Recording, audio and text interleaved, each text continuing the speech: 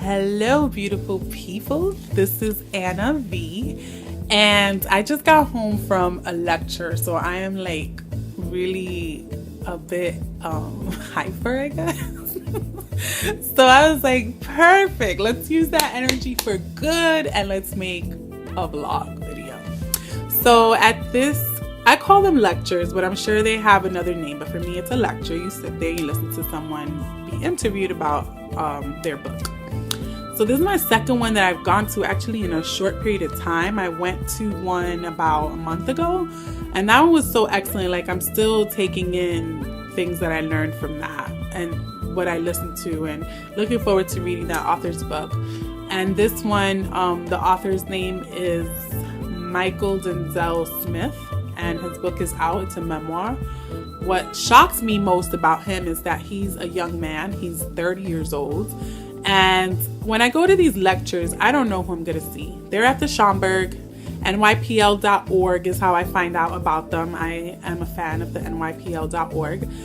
I go knowing that it's going to be a good lecture, but I don't know who the person is. I don't know their book. I haven't read their book. There was one that I went to that I had at least seen the book in the past, which was Ta-Nehisi Coates, but I hadn't read it at that time. I've read it since. They're always good, so I recommend these lectures. And they're called Between the Lines because they're talking to the author about their book. Like I said, I was taken aback by the age of this young man. Like, he's a young man and he looks younger than what he is. You know how that works so well. That you just don't even look your age. So imagine, I was like, oh my gosh, he's really young, which is great. And that's what made me so like happy. I was like, wow, I love to see people doing things and realizing what they can do at an early age. That had me like, OMG.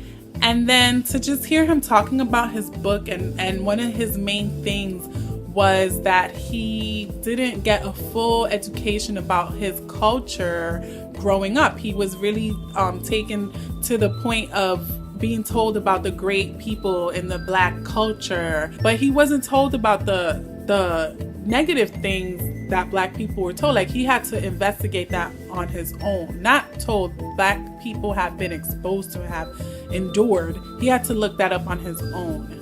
And that was in his late high school years, he says. To just hear him talk about things from his point of view, you know, I was like at a point where I almost wanted to cry.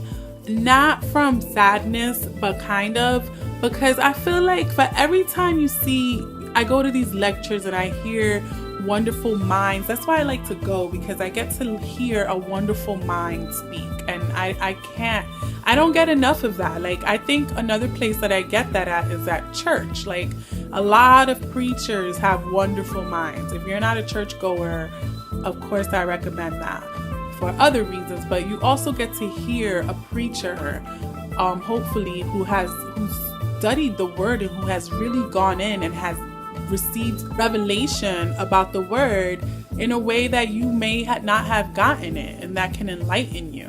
It's a beautiful thing. I got teary because I was like, wow, look at this young man doing something wonderful, being an author at his age and writing about something so serious. Like, his book is a memoir, and regardless of your life doesn't have to be all jaded. It doesn't sound like his life was really that jaded, but it's still your life. Like, that's very personal. That's very hard to do. You have to really go inside of yourself to write from a real honest place, and for him to be willing and able to do that at that age, it just made me very proud. And I know that for every person you see that does it, there's so many other people that you don't see, that you'll never hear about, that you had no idea. So it was just like a moment of pride, I guess you can call that, or being proud of him, that just brought a tear to my eye. One of his closing remarks that he got a clapping ovation for. And of course, I felt like if they didn't clap, I was going to just clap by myself.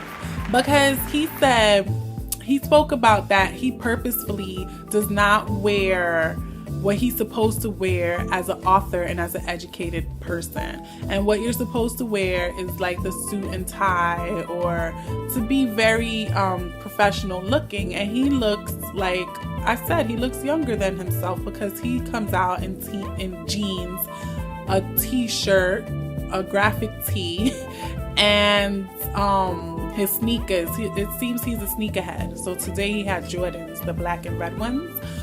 So, and he wears a hat. He had a hat on. And he spoke about another time that he came to the Schomburg and he had a hoodie on, a beanie, and his Timbs, and I think he had jeans on too.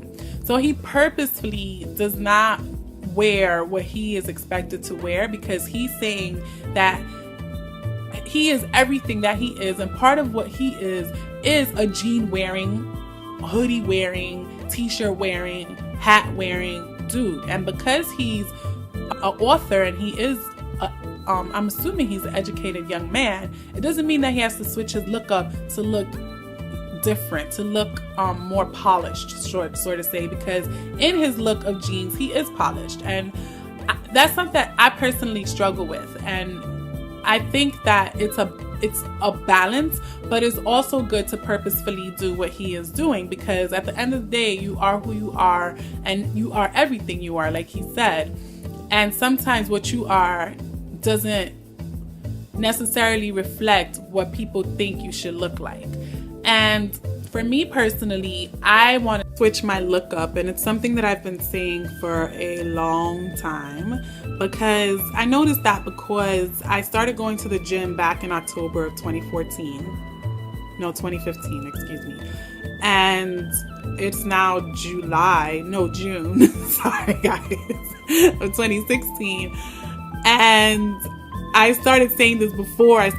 So at least for before October, it's now June, I've been saying that I want to switch my look. And definitely finances have been an issue. Like, I don't have extra money to just go shopping. But God is so good, because in me wanting to switch my look, one thing that I know is going to switch is that my size is going to be different, which is great. That's going to be a totally different feeling when I go. And I'm just going to go really soon because I'm ready. I'm ready to switch my look.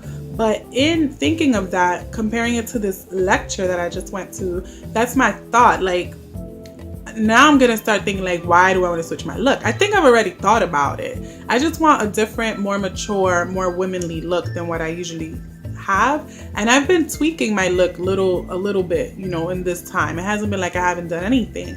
And I really like it. I like that. I have outfits, like even my outfit today, that I feel amazing in.